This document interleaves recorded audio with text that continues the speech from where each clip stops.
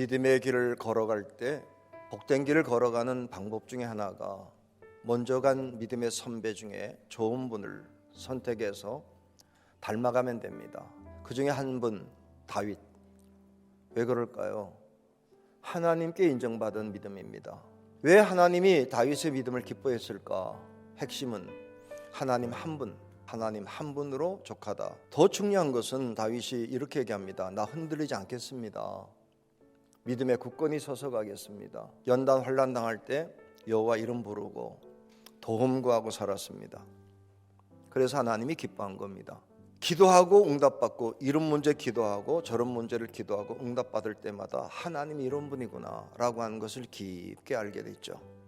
오늘 시편이 그것을 표현합니다. 힘이신 하나님, 내 인생이 흔들릴 때 반석 같으신 하나님, 힘들고 어려울 때 손을 내밀어 주시는 하나님, 구원의 뿔 되신 하나님, 여러 개를 표현하면서 하나님은 이런 분이라고 명확하게 말할 수 있을 만큼 신앙이 성장했습니다. 그 중에 제일 중요한 것이 뭐냐? 우리 하나님은 나를 구원하시는 분이시다 라고 하는 걸 깨달았죠.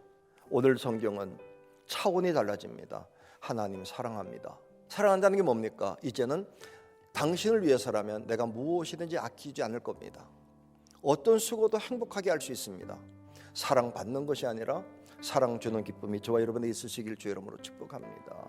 저는 오늘 이 시간에 우리가 어떻게 하면 성숙된 믿음, 하나님을 사랑한다는 고백까지 갈 수 있는 믿음이 될 수 있을까를 살펴보면서 구원의 감격을 누릴 수 있기를 주의 이름으로 축복합니다. 첫째는 구원은 기도의 응답입니다. 구원을 경험해야 됩니다. 다윗의 인생이 복되고 아름다운 이유가 있습니다.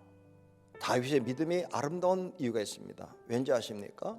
하나님과 함께 동행하면서 점점 나아졌기 때문입니다. 만군의 하나님 여호와께서 함께 계시니 다윗이 점점 강성하여 갔다.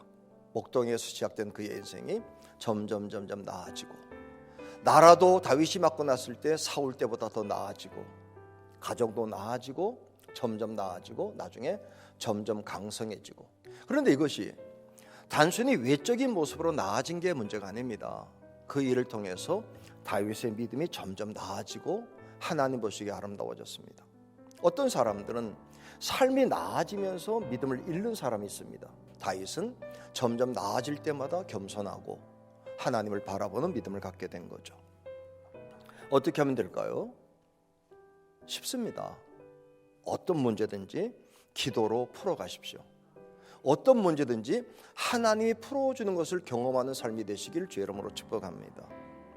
믿음의 길이 뭡니까? 구하고 응답받고 구하고 응답받고 누림에 가는 것이죠. 돌아보니 푸른 초장과 잔잔한 물가도 있었지만 사망의 골짜기도 있었는데 왜 이렇게 됐지? 하나님이 그때마다 기도에 응답하셔서 도우셨어. 손을 내밀었어. 나는 무릎 꿇고 있었는데 하나님이 역사해 주셨어. 그게 바로 구원입니다. 믿음의 선배들의 삶의 공통점, 힘들었다. 그런데 기도했다. 저와 여러분이 살아가는 동안에 하나님 앞에 기도하면서 하나님의 도우심을 받을 수 있기를 주의 이름으로 축복합니다. 둘째는 구원은 생존을 넘어선 승리입니다. 만약에 구원이 건져주는 거라면, 그래서 강가에서 살았네, 기진맥진 엎어져 있는 거라면 아직 구원은 아닙니다. 구원 받은 건 맞는데 살아난 게 아닙니다. 하나님 살려달라고 기도했는데 살아나게 하는 게 아니라 존귀하게 만드십니다. 그게 구원입니다. 무엇보다 하나님은 기도하는 사람을 삶을 이전으로 돌아가게 하는 게 아니라 이전보다 낫게 만들어줍니다. 그래서 언제든지 경험하는 것은 일 한번 겪을 때마다 그 일을 겪고 나면은 위치가 달라지는 것을 보게 됩니다. 더 굳세지고 남들이 볼 때 존귀하게 만들어주고 힘있게 만들어줍니다. 왜? 하나님이 내 힘이 되어 주셔서 도우시는 가운데 하나님의 능력이 나타났기 때문에 그렇습니다. 저와 여러분이 이 말씀을 믿고 나가면 우리의 인생에서도 살아남는 게 아니라 일어나는 인생으로 영광 돌리는 삶을 살게 되는 것을 믿으시기를 주의 이름으로 축복합니다. 어떤 일이 힘들다고 다시 물어보시오. 살아계신 하나님 날 힘들게 하겠어요? 존귀하게 만들려고 하는 거지. 그때 확인하셔야 됩니다. 나는 기도하고 있나? 어떻게 저런 사람 만났나? 눈 뜨고 불 켜고 있는가? 살아계신 하나님이 나를 사랑하셔서 일을 진행하는구나. 할렐루야. 안 되면 아멘 하면, 그러면 어느 날 내 인생의 위치가 점점 나아져 있습니다. 존귀한 모습으로 바뀝니다. 그런 경험할 수 있기를 주의 이름으로 축복합니다. 셋째는 구원을 증거하며 사셔야 됩니다. 경험하는 게 중요한 게 아니에요.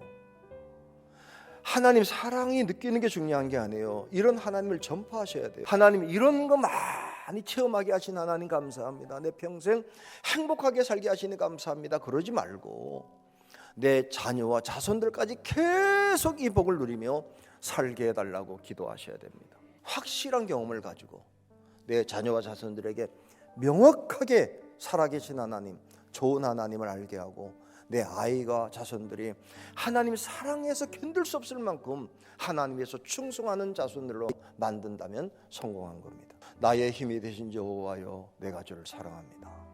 언젠가 내 아이들이, 내 자손들이 하나님 힘 때문에 살아가는 게 너무 좋아서 주신 것 때문에 신나는 것도 중요하지만 그게 넘어서서 성숙된 믿음으로 나의 힘 되신 하나님이 얼마나 사랑스러운지, 그래서 하나님의 일을 위해서 마음껏 충성하는 사람이 될 수 있다면 그게 나온 겁니다. 가슴속에서 얼마나 사랑스러운지를 고백하면서 하나님의 기쁨 되는 저와 여러분이 될 수 있기를 주의 이름으로 축복합니다. 언젠가 내 자녀들도 내 자손들도 하나님 사랑합니다 하는 믿음의 가문, 오늘 다윗의 고백처럼 그렇게 되면 하나님이 기뻐하죠. 구원 받으십시오. 구원 받으십시오. 기도로 구원 받으십시오. 그리고 사랑을 느낄 정도로 받으십시오. 그런데 이 구원을 우리만 받기 원하는 게 아니라 하나님은 모든 사람이 구원을 받으며 진리를 아는 데 이르기를 원하느니라. 전도해야 될 이유 하나입니다. 구원 받아야 되는데 누구나 받을 수 있고 하나님 누구나 받아야 되기를 원하신다. 언젠가 내 가슴 속에 솟아나는 사랑의 고백, 하나님 사랑합니다, 사랑합니다 고백하면서 하나님의 보좌를 움직이는 저와 여러분이 되시고 우리의 자녀와 자손들이 우리보다 더 큰 목소리로 속에서 토해내듯이 하나님을 진심으로 사랑을 고백하여 하나님께 인정받는 가문이 될 수 있기를 주의 이름으로 축복합니다.